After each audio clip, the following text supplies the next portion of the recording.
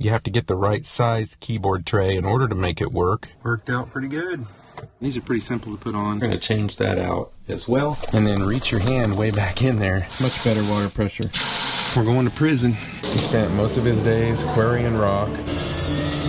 There's a bat in here. Yeah. You mind sharing with us? Very, very good.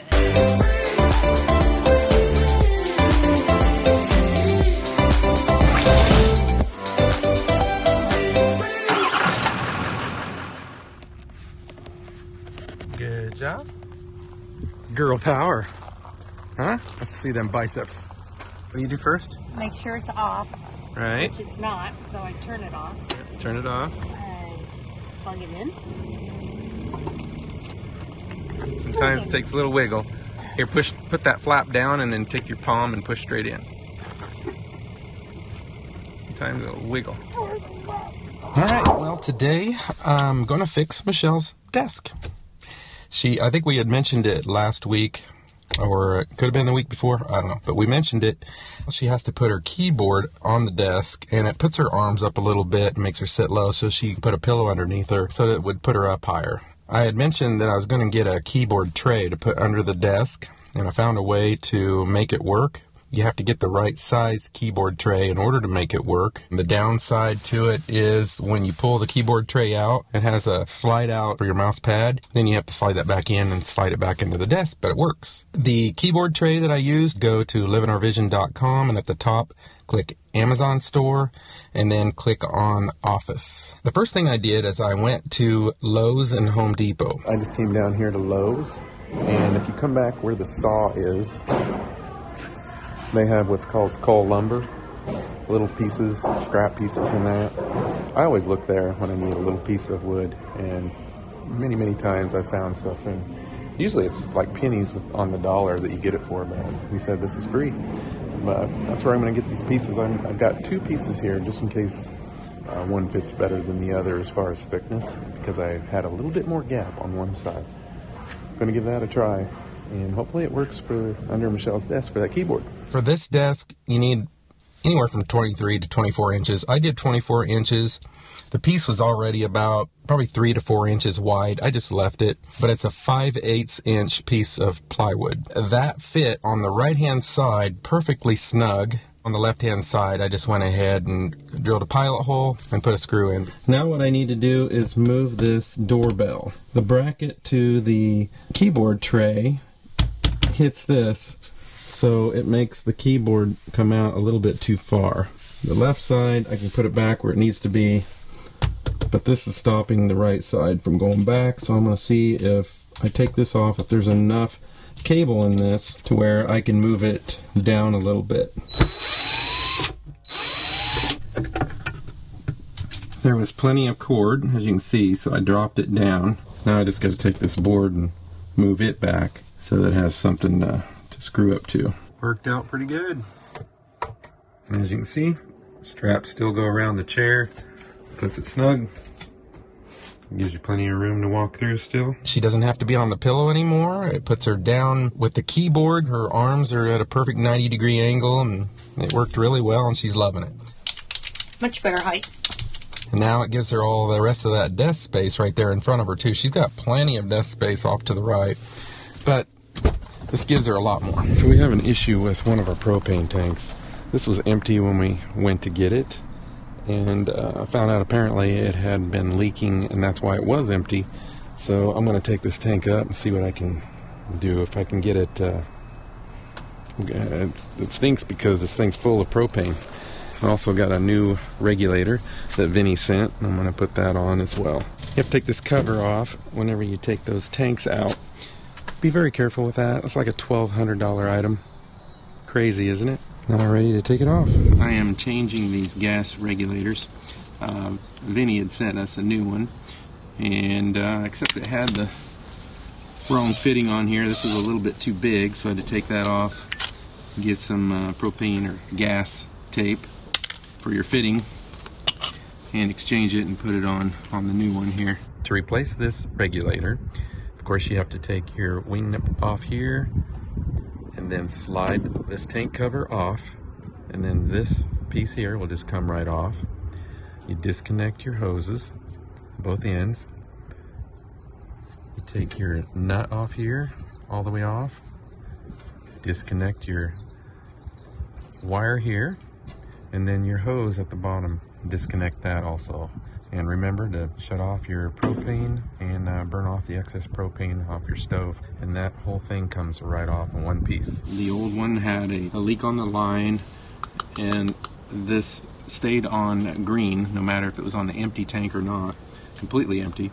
I think this is ready to put on. These are pretty simple to put on, especially when it's the whole thing like this. You gotta turn your propane off. Once you turn your propane off, you need to go inside, at least I think so, and bleed all of the remaining propane off before you take the propane line off this end, which goes into your coach. And so I just turned the gas stove on, a burner, and just burned all the excess gas out. So I think we're ready to put it on. Come down to Ferrogas to get that tank. Had to have a new valve put in it.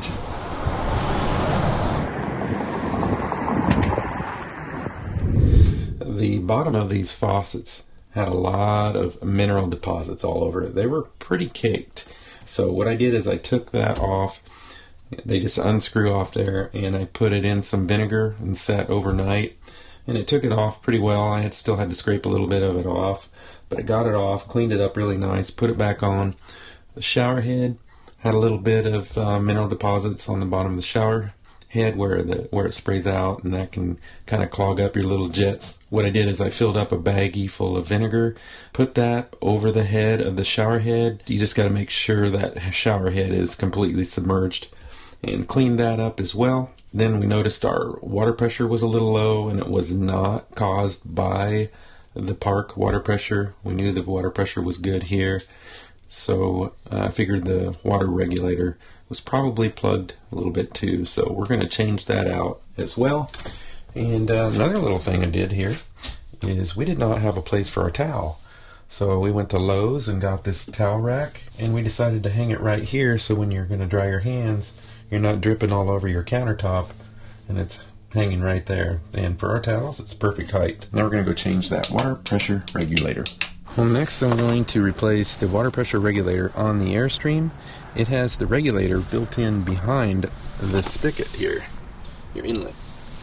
So your regulator is behind that inlet, all built into one. So you have to get the entire thing when you want to replace the regulator. Of course, first thing you want to do is shut off your water and disconnect your hose. And disconnect your hose from your inlet.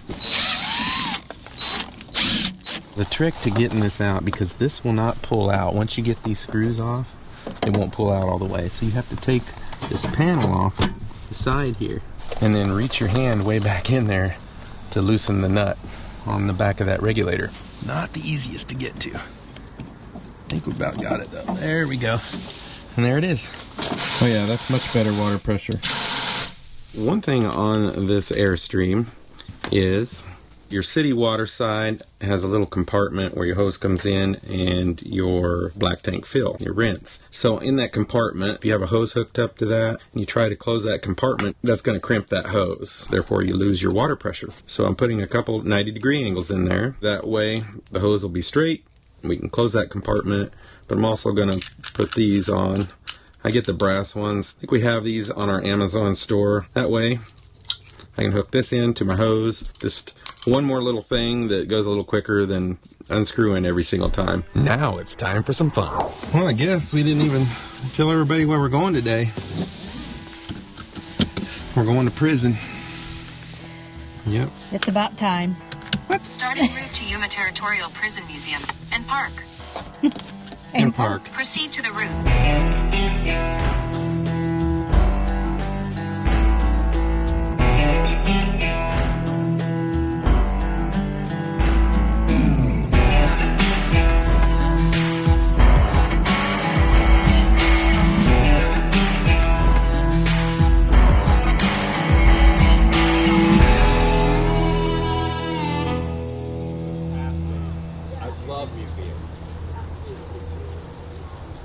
So this is just talking about the Colorado River before the dams. The ground was broken on April 28, 1876. Some of the prisoners were pressed into service to build their own cells. The first 7 inmates moved into the facility on July 1, 1876. The prison held a variety of law violators, including the legendary stagecoach robber Pearl Hart.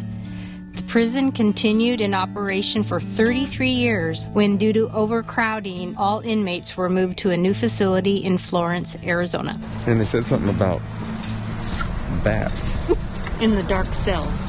In the dark cells, we may encounter bats. From the date of the closure, the prison's facilities have been occupied and used by various groups. After Yuma High School burned, the high school board rented 4 structures and used them from 1910 until 1914. The school athletic teams became known as the Criminals. In 1924, the Southern Pacific Railroad demolished the western 1/3 of Prison Hill to make way for the new tracks. The veterans of foreign wars leased the guards' quarters in 1931 and used it as their clubhouse until 1960. Hobos, riding the trains in the 1920s and 1930s, stayed in the cells, and homeless families during the Great Depression lived in the cells. This here is the guard tower. The first request to preserve the prison came in the early 1930s, and in 1939, local residents began to raise funds for renovation of the guard tower and construction of a museum to be located on the site of the mess hall. The city of Yuma operated the museum and prison until 1960. This next little thing is called the Sally Port, and it's the one of the last remaining original adobe structures of the prison, and it served as a checkpoint for where the prisoners went in and out of. As John Wayne would say, the Sally Port.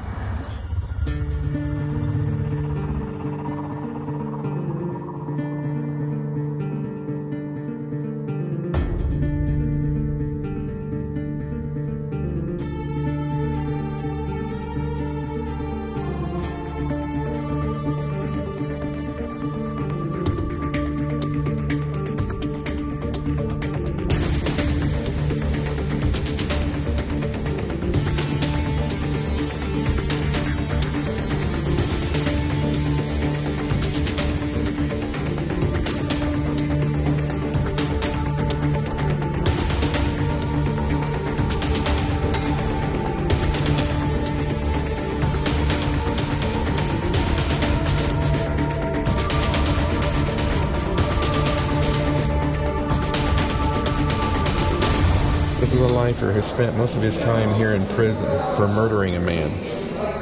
He spent most of his days quarrying rock, tried to escape multiple times, but on his free time, he loved to make this beautiful lace.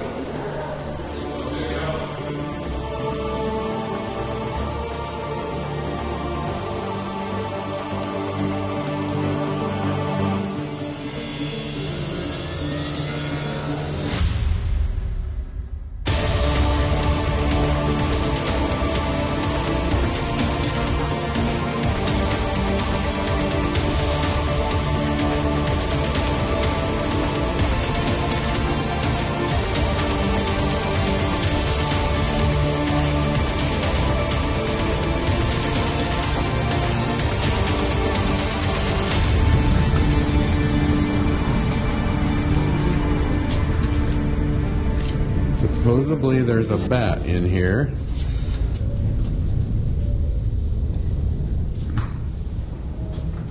Just think of staying in here for, like, sometimes they said up to 100 days.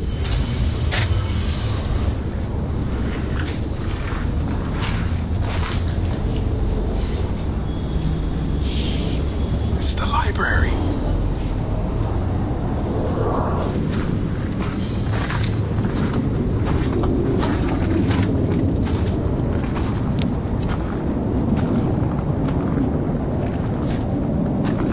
There's actually one prisoner left here, and we're going to talk to her right now. Ma'am, Yeah. you mind sharing with us what you did to deserve a place here in this cell and be locked up? Robbed a pie shop. Wouldn't have been coconut cream, would it? Oh, you robbed the entire shop. Robbed the shop. You deserve to be in there.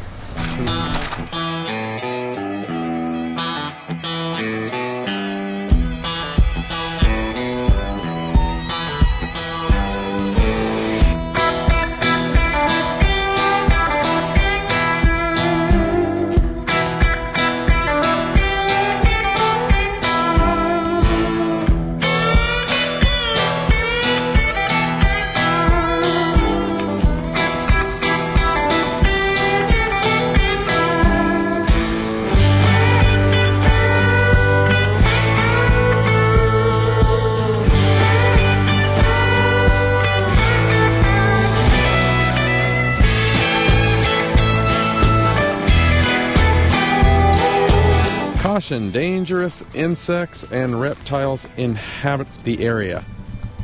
Caution. Caution.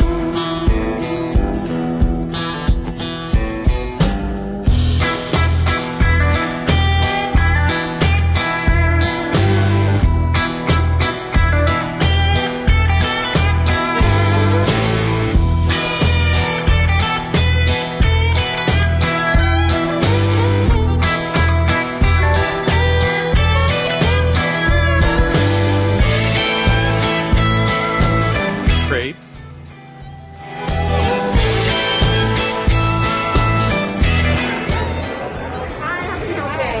How long for two?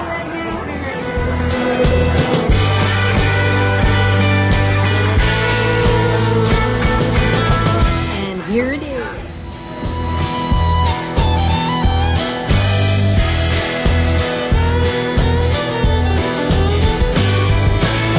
Oh, and dessert is coming. Guess what came? And Michelle's still eating her pizza.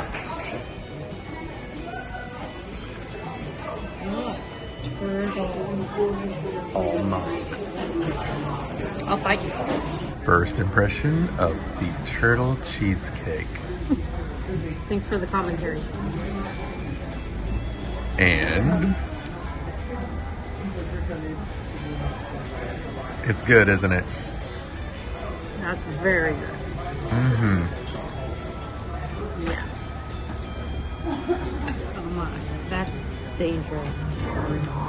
Well, Michelle said that was the best cheesecake she's ever had. It was very, very good. It was really, really good. Turtle cheesecake. Yeah, It was so yummy. the boys. The boys. That's the name of it. It's not the boys, it's the boys. Think Jersey. Joyzy. Well, there goes those subscribers. See you guys next week. Let's call it a day. Don't forget to subscribe to our channel, click that little bell, and hit that thumbs up. See you next week.